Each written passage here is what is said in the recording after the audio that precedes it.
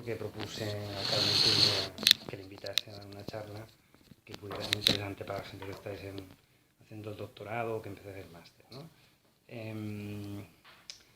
Entonces, bueno, yo creo que valía la pena aprovechar su estancia aquí porque estáis ante un investigador de raza, ¿no? O sea, Anditias es una persona que ama su profesión y es un investigador que se deja la piel, ¿no?, en lo que estudia, con gran pasión.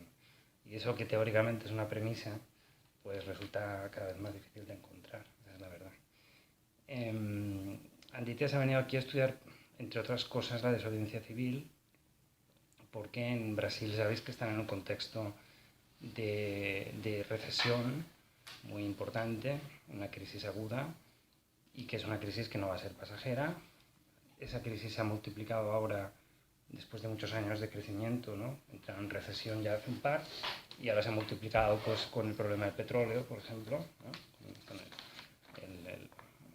la pérdida de poder adquisitivo de los brasileños por su extracción de crudo, que resulta carísima, en un momento, como sabéis, de inestabilidad de los mercados del crudo, y las perspectivas en su país son bastante trágicas, como lo han sido en el nuestro desde 2008. Entonces, hay mucha gente que se llevó la bofetada de no entender que en aquel momento se estaba produciendo el estallido de un proceso más amplio en el tiempo, que nos conducía a una crisis radical del sistema constitucional, ¿no? Una crisis radical de nuestro sistema político tal como lo habíamos concebido hasta entonces. Eso ya se podía prever anteriormente, ya había muchos síntomas de agotamiento de este sistema, pero explotó con la crisis del 2008. Y con esa crisis surgieron, como sabéis, pues, muchos movimientos de desobediencia civil, en la medida en que las personas entendieron que los institutos de participación de que disponíamos eran totalmente insuficientes para reflejar la voluntad de las personas. Una voluntad que no estaba por los recortes en derechos sociales, por los recortes en el asistencialismo, ni mucho menos por los recortes en las libertades que han tenido lugar con posterioridad a los recortes sociales, en la medida en que esta protesta social, estas formas de desobediencia civil se han ido ampliando, ¿no? Sin embargo, de esa fase, de ese ciclo de protestas que habría acabado, para entendernos, con la Ley de Seguridad Ciudadana, aprobada recientemente, como un intento de frenar, ¿no?, muy descriptivo además de todas las situaciones de desobediencia civil que se han dado en este país en estos años, desde el 2008 hasta acá. En este ciclo de protestas nos hemos encontrado también con una capitalización política de esta protesta. Era una protesta masiva, pero una protesta sin voz. Una situación muy parecida a la que existe ahora en Brasil. Una gran protesta social por los recortes, por la corrupción, por cosas que aquí hemos vivido también de un modo muy feroz, pero sin una punta política, sin una institucionalización. Con lo cual, a los que nos dedicamos a pensar en estas cosas, se nos plantea el problema de cómo dar un recorrido político a todo eso. En nuestro caso, sabéis, pues que, por ejemplo, hay una punta, una manifestación de ello importante, pues en el Ayuntamiento de Barcelona actual. ¿Quién iba a decirnos hace unos pocos años que una representante de la plataforma de afectados por la hipoteca, una desahuciada, pues sería alcaldesa de Barcelona, y que desde allí impulsaría un movimiento político o apoyaría un movimiento político que está yendo mucho más allá del área local, ¿no? Con el crecimiento de Podemos electoralmente, con el momento de negociación en el que está ahora Podemos con los socialistas, se está viendo claramente también que ahí tenemos una cuestión nueva encima de la mesa. Y eso para ustedes como visitantes tiene que ser también interesante verlo, ¿no? Tampoco eso podía ser pensable, ¿no?, podía ser visible en el momento del ciclo de protesta que me refería antes, ¿no? Y ha acabado institucionalizándose, aunque con contradicciones, con deficiencias, con problemas, movimientos que no son partido político y por lo tanto que carecen de bases, las viejas bases que tenían los partidos políticos o las viejas bases sindicales, pues son movimientos que también tienen tendencias populistas bastante manifiestas, ¿no? Y eso son contradicciones internas que quedan por resolver. En este cuadro complejo de cuestiones, reflexionar, revisitar la desobediencia civil parece importante. Y parece importante por dos cuestiones asociadas, ¿no? Dos cuestiones asociadas que son las que creo que nos va a explicar hoy su punto de vista el profesor Suárez. Una, que este periodo de crisis económica primero y crisis social después, con los recortes que he mencionado, puede ser entendida como un momento transitorio de excepcionalidad que es posible que se reconduzca con el tiempo dentro de unos parámetros, vamos a decir así, clásicos del constitucionalismo. Y a esta versión se adhieren pues, toda la dogmática jurídica de nuestro país que sigue creyendo en el constitucionalismo, o en el pacto social, vamos a decir así, del constitucionalismo clásico, como algo capaz, vamos a decir así, de reestabilizar esta situación dentro de parámetros de paz social. Sin embargo, lo que estamos viendo es una agudización de esa crisis, una permanencia de las características que antes se decía que eran de los estados de excepción y que nos hacen pensar, en cambio, en que tal vez ya no tendríamos que hablar de excepcionalidad como de una nueva normalidad, con unos rasgos completamente desdibujados respecto al antiguo Estado constitucional.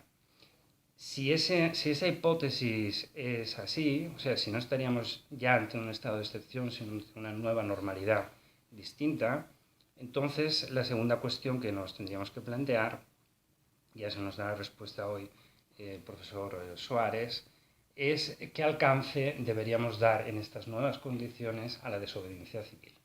La desobediencia civil, clásicamente, sabéis, interpretado como un mecanismo excepcional de interpretación de la Constitución, en la medida en que una mayoría social podía estar en contra de una determinada legalidad y deslegitimarla a través de actos ilegales, públicos, pacíficos, y tendentes a hacer un llamamiento a la opinión pública para presionar a la esfera de poder para que cambiase esa ley tenida por injusta.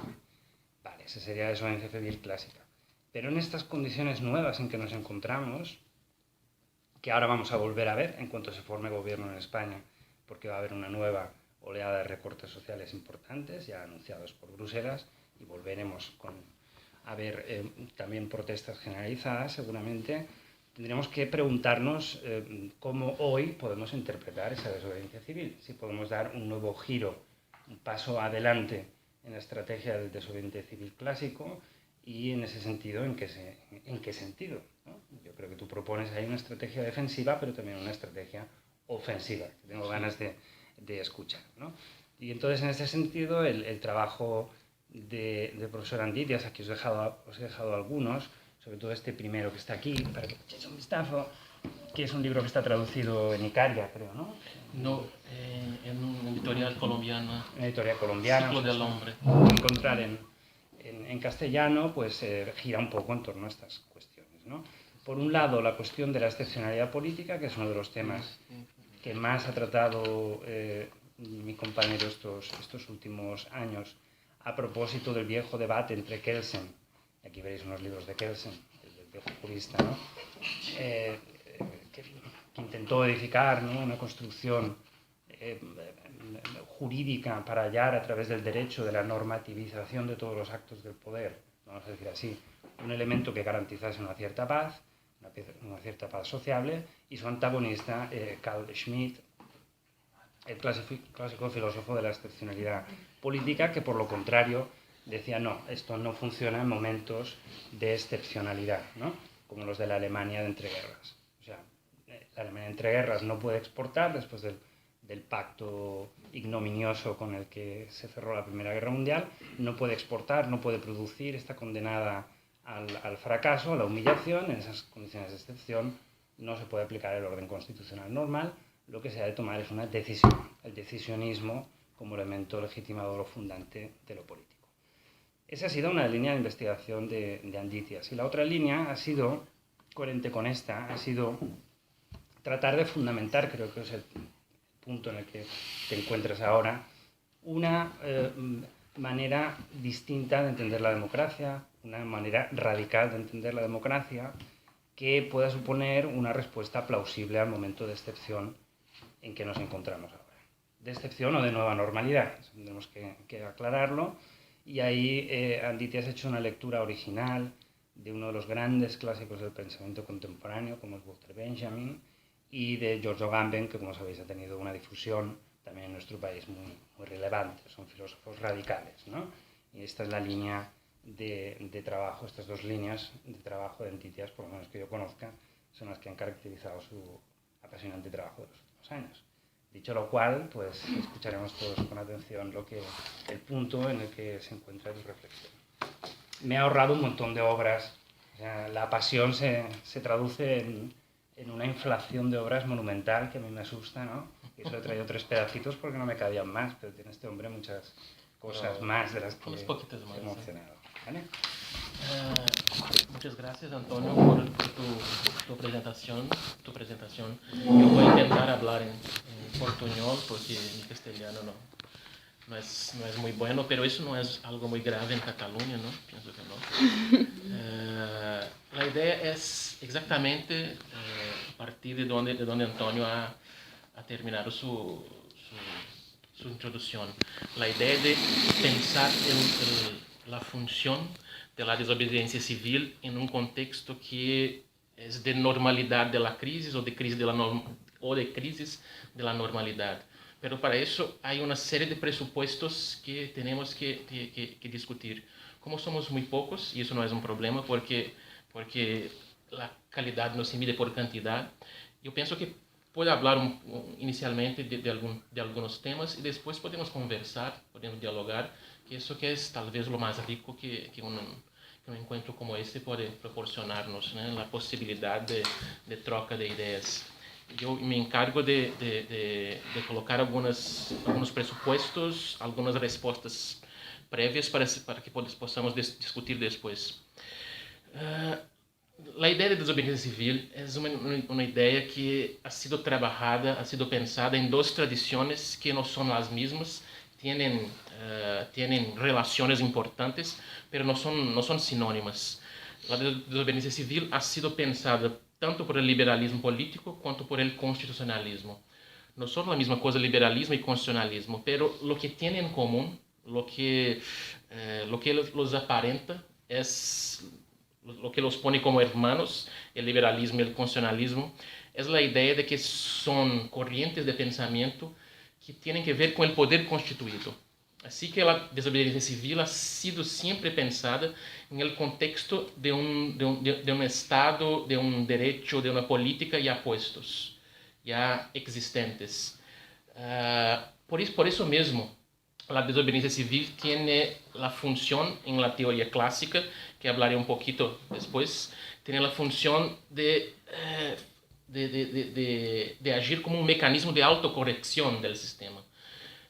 Con la desobediencia civil no se puede hacer revoluciones, no se puede cambiar el sistema como un todo.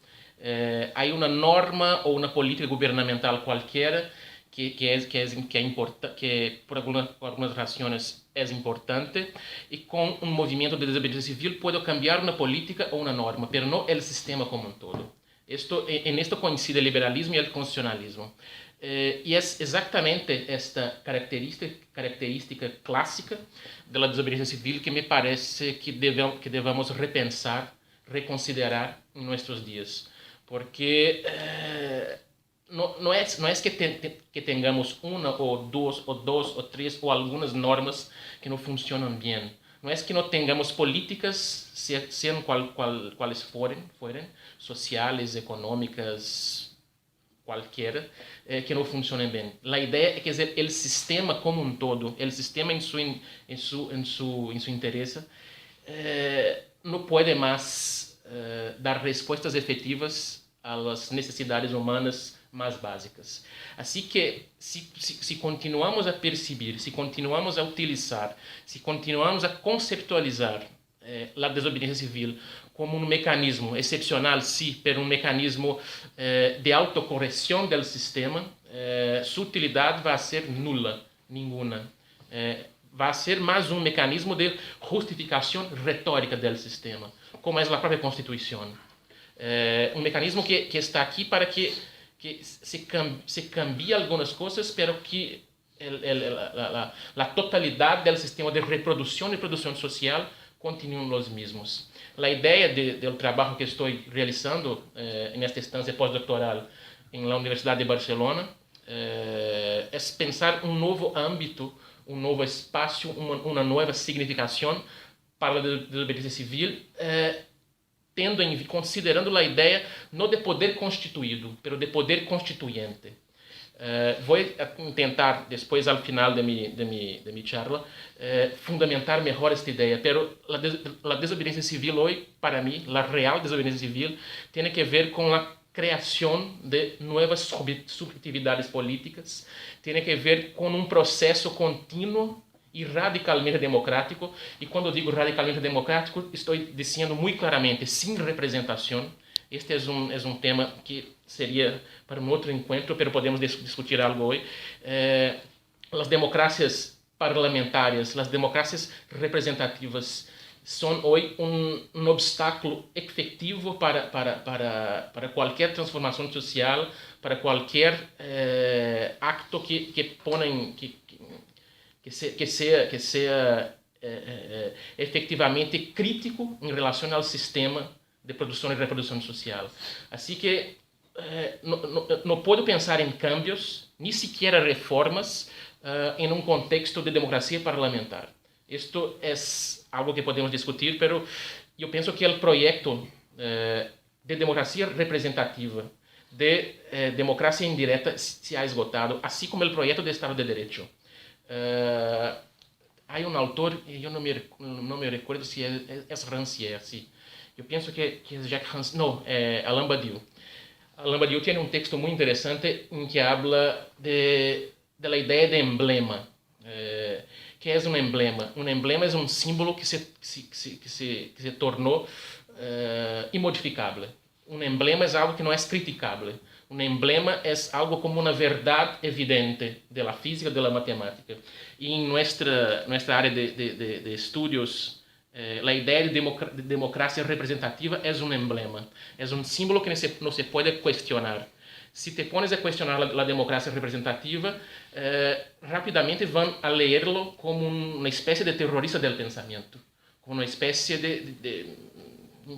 de utópico inconsequente, como se as eleições humanas já estivessem hechas para todo el sempre, como se não pudiéramos cambiar nada em el mundo, como se a política fosse algo quantitativamente previsível e a democracia representativa é o campo único onde se pode fazer eleições políticas e decisões políticas.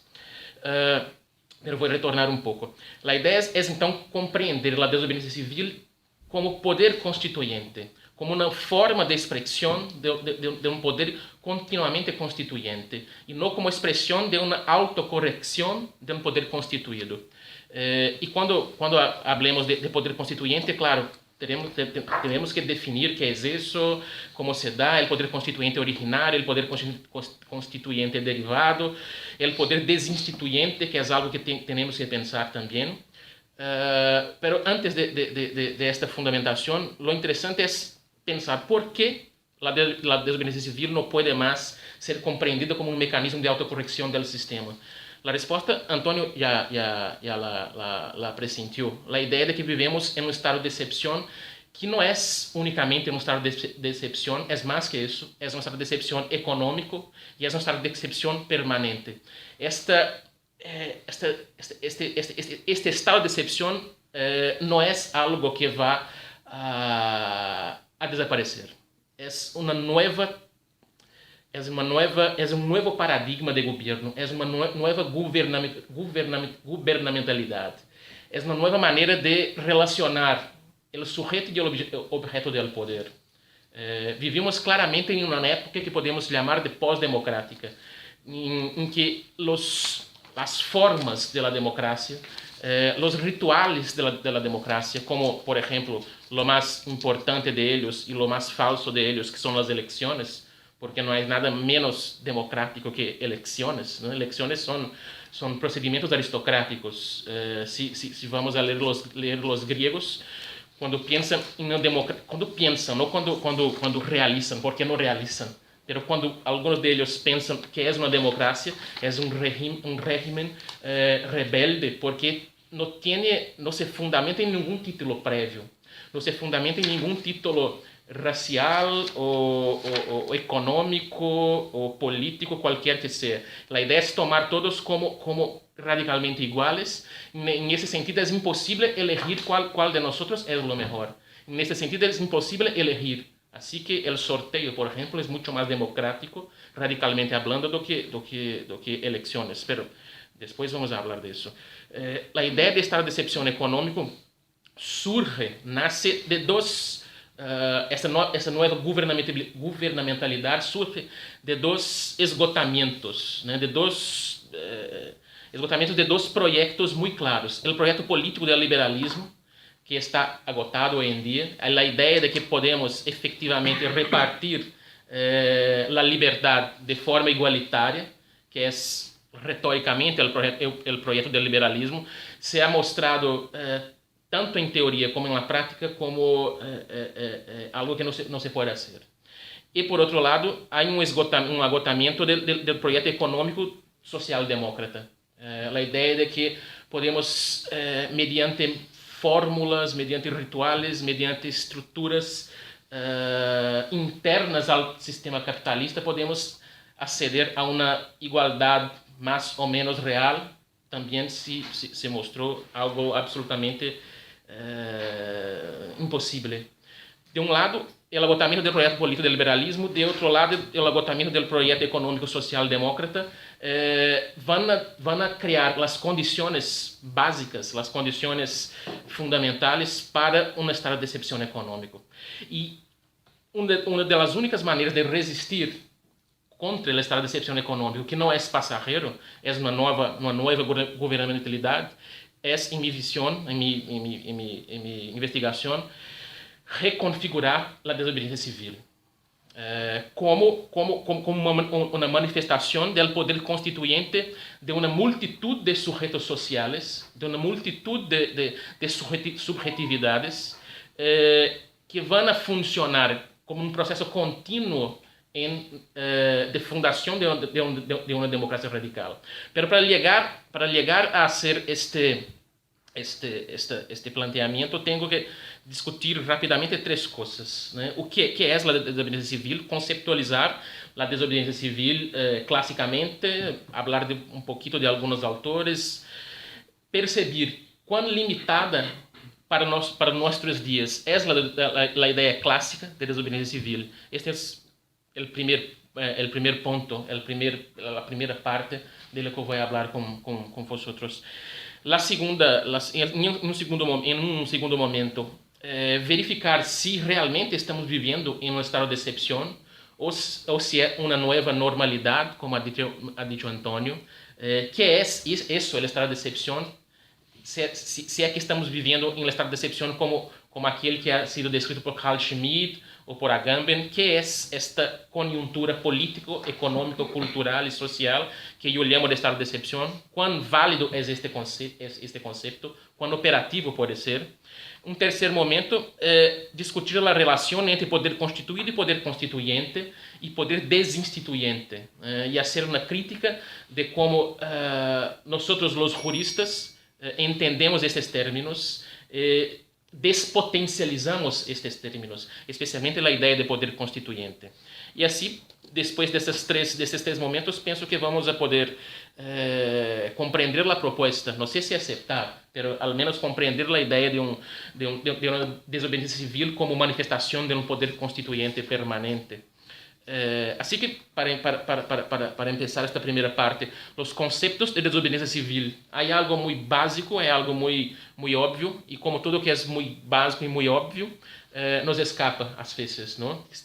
Cuando estamos muy próximos de una cosa, no conseguimos ver con clareza la cosa. La desobediencia civil, el propio nombre ya nos dice, no es desobediencia criminal, porque la desobediencia criminal es algo muy claro en el derecho, la idea de que debe ser punida o que debe ser de alguna manera obstruida.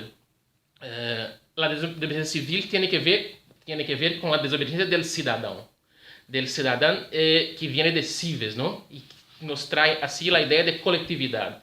Con eso ya empezamos a problematizar la idea de desobediencia civil, porque si tomamos el texto que es llamado el texto clásico sobre este tema, que es de Henry David Thoreau, un ensayo que después se llamó Sobre la desobediencia civil, pero que tenía otro título cuando fue publicado en 1848, si mi memoria está buena. La idea de desobediencia civil surge por primera vez como una acción individual, como una acción de una conciencia individual que tiene una idea de justicia, que tiene una idea de moralidad muy propia, y que delante del Estado, delante del poder jurídico, que pone normas que le parecen inmorales, injustas, se niega a cumprir las normas, como por ejemplo el propio Thoreau, que se negó a pagar el tributo, el impuesto a los Estados Unidos, porque decía que este impuesto estaba sirviendo para financiar la guerra contra el México. Y a él no le parecía moral eso. A su conciencia esto no le parecía justo. Así que la idea original surge como una manifestación individual, una manifestación más moral incluso do que jurídica. Pero el propio nombre, desobediencia civil, que no es desobediencia criminal, nos trae la idea de que para que el concepto tenga alguna posibilidad de transformación efectiva de las reglas del juego político-jurídico, tiene que ser colectivo. Yo no puedo entender la desobediencia civil como algo que tiene que ver con la conciencia de un sujeto. Esto quien lo habla muy bien es Hannah Arendt, que tiene un artículo un texto, está en Crisis de la República, un texto muy denso y muy interesante. Y luego en el inicio nos dice que Thoreau no habla de desobediencia civil y tampoco los otros casos que normalmente son citados, como el caso de Sócrates, del suicidio político de Sócrates. Eso también no es desobediencia civil, porque no estaba en contra de las leyes de Atenas, estaba en contra de la manera como estas leyes eran interpretadas por sus jueces. La desobediencia civil tiene que ver así con una acción colectiva. Es su primer rasgo característico. Es una acción no violenta. Esto sí que en todas las tradiciones que han pensado la desobediencia civil, desde el liberalismo, pasando al constitucionalismo, al neoconstitucionalismo, y mismo ahora con mi propuesta de una reconfiguración de la desobediencia civil, esto no se puede negociar. La desobediencia civil tiene que ver con un movimiento de no violencia, un no actuar. Esto es importante para después cuando vamos a discutir sobre la idea de poder constituyente y desinstituyente. Desobediencia civil tiene que ver con una no acción. Esto es importantísimo, veremos por qué. Segundo la doctrina clásica, la desobediencia civil ela critica e se opõe a aspectos muito específicos do sistema político-jurídico. Já hablamos um pouco sobre isso. Não se pode cambiar o sistema como um todo, se apenas alguns rasgos, aunque essenciais, mas alguns rasgos específicos. La desobediencia civil en la doctrina tradicional no utiliza mecanismos institucionales. Es ilegal. Es otra manera de decir que es ilegal. La desobediencia civil no tiene la pretensión de se justificar con bases en el derecho existente. Aunque pueda, para se justificar, tentar fundamentar-se em uma outra leitura do direito existente, em uma leitura da própria Constituição, aunque não seja a leitura que hacen os jueces ou aqueles que têm a responsabilidade ou têm a competência de interpretar a Constituição ou as leis. Estes são os rasgos fundamentais da ideia da desobediência civil e que vão ser profundizados e problematizados por as duas tradições que he identificado, el liberalismo y el constitucionalismo. Muy rápidamente, para el liberalismo la desobediencia civil tiene que ver con una acción moral, que nada tiene que ver con el derecho. no es la desobediencia civil no es un derecho. No es un derecho fundamental, no se traduce en normas, tiene que ver con una acción moral del individuo. Autores como Michael Walzer, John Rawls, van a tratar la desobediencia civil como una forma de protesta. Es una forma de protesta que tiene el objetivo de generar presión política y, en última instancia, llevar a la negociación con el Estado.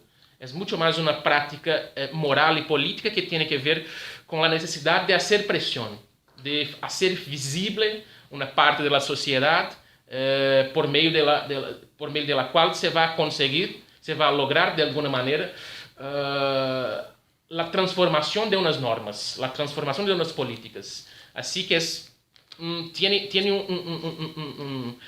la desobediencia civil en el liberalismo tiene un papel muy reducido, tiene un papel muy tímido, muy débil, no tiene cualquier sentido constitucional. Esto cambia cuando la tradición del constitucionalismo... La tradición del constitucionalismo es una tradición que tiene sentido jurídico, ¿no?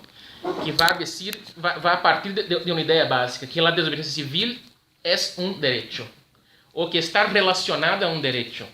Venga a la mesa, por favor, hay sitio para todos. Para el constitucionalismo, apenas para citar unos autores que fundamentan essas ideias, Hannah Arendt, Jürgen Habermas, Ronald Dworkin, todos tienen ideas muy propias de desobediencia civil, pero tiene algunos rasgos que son esenciales. La primera es la idea de que la desobediencia civil no se configura únicamente como una cuestión moral. No es una cuestión moral, es una cuestión jurídica. ¿Cómo se fundamentar eso? Ahí sí que tenemos varias y varias posibilidades. Pero estos autores y muchos otros van a decir que la desobediencia civil tiene incluso una historia jurídica muy interesante, porque estaba presupuesta en el artículo 2 de la Declaración de los Derechos del Hombre y del Ciudadano, con la cual se funda la Revolución Francesa. Entre los derechos que están allí señalados en el artículo 2 hay un derecho a resistir a la opresión. Y estos autores, como Habermas, como Dworkin, han leído este derecho de resistir a la opresión como una manifestación aún un poco primitiva, pero aún así una manifestación de la juridicidad de la desobediencia civil. Por ejemplo, Habermas va a decir que la desobediencia civil tiene una función intrasistémica, porque ela vai ligar a esfera da sociedade civil ao sistema político-jurídico. O sistema político-jurídico é muito... sua transformação é muito difícil. Assim que existem elementos dentro do próprio sistema que fazem uma ligação da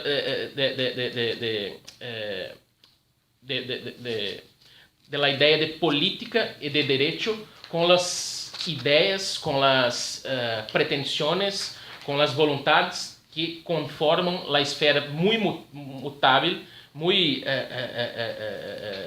diversificada da sociedade civil.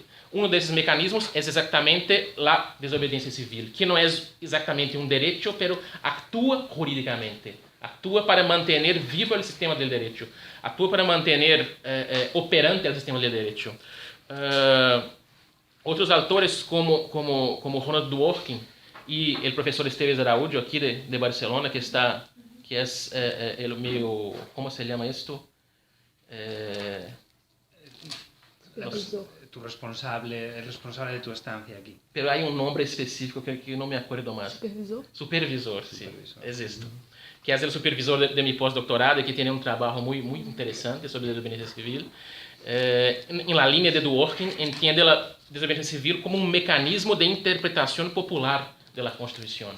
Esto ya es revolucionario, la idea, ¿no? Porque se piensa muy tradicionalmente, de forma muy conservadora en derecho, que la interpretación de las normas y más aún de la Constitución, que es la sede fundamental de todas las normas jurídicas, es un acto específico de ciertas personas que tienen ciertas competencias normativas, específicamente los jueces. Así que cuando tú dices que un acto de desobediencia civil, por ejemplo, cuando las personas se niegan a pagar un tributo, una tasa cualquiera, un impuesto, y dicen que esta no acción, que esta inacción tiene que ver con una lectura de la Constitución, con una interpretación de la Constitución. Esto para los tradicionalistas, para los dogmáticos, ya es algo completamente revolucionario. Entender que el pueblo, y esto es un problema, saber quién es el pueblo, es uno de los 3 o 4 problemas fundamentales de filosofía política, que el pueblo como sujeto puede así leer, puede así comprender, puede así de alguna manera interpretar la Constitución. Hannah Arendt, estou passando muito rápido por os autores apenas para que possamos entender como compreendem a desobediência civil. Hannah Arendt vai dizer que a desobediência civil é um mecanismo que não é um direito, não existe direito à desobediência civil, pero é um mecanismo del direito para evitar a guerra civil e a revolução. Em el sentido de que garantiza a possibilidade de que os reclamos sociais, de que as ideias de justiça que estão em la sociedade, pero não han adentrado ao mecanismo institucional e político, podem ser reconfiguradas, podem ser inseridas neste mesmo mecanismo. Assim, se uma república reconhece a desobediência civil como um mecanismo jurídico, esto es un punto positivo para Hannah Arendt porque esto puede evitar la guerra civil y la revolución.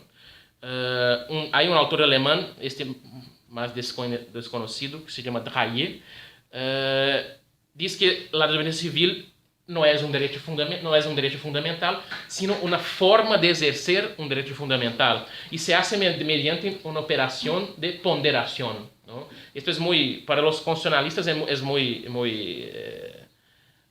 simples, la idea de no simples, pero muy conocida, la idea de ponderación de valores. Si tengo dos o tres valores en conflicto, en un caso, por ejemplo, un caso en Brasil que ha sido muy discutido, eso en 2000, no sé cuánto, 2005, 2006, cuando teníamos un conflicto entre dos valores, a liberdade de expressão e a dignidade da pessoa humana, que são dois valores constitucionais, são dois valores que estão na Constituição de Brasil, no artigo 5º, estão nominalmente inseridos. Era um caso de um editor, de um dueño de uma editora que havia publicado Mein Kampf, Mi Lucha, de Hitler, e no Brasil estava proibido. Agora penso que não mais.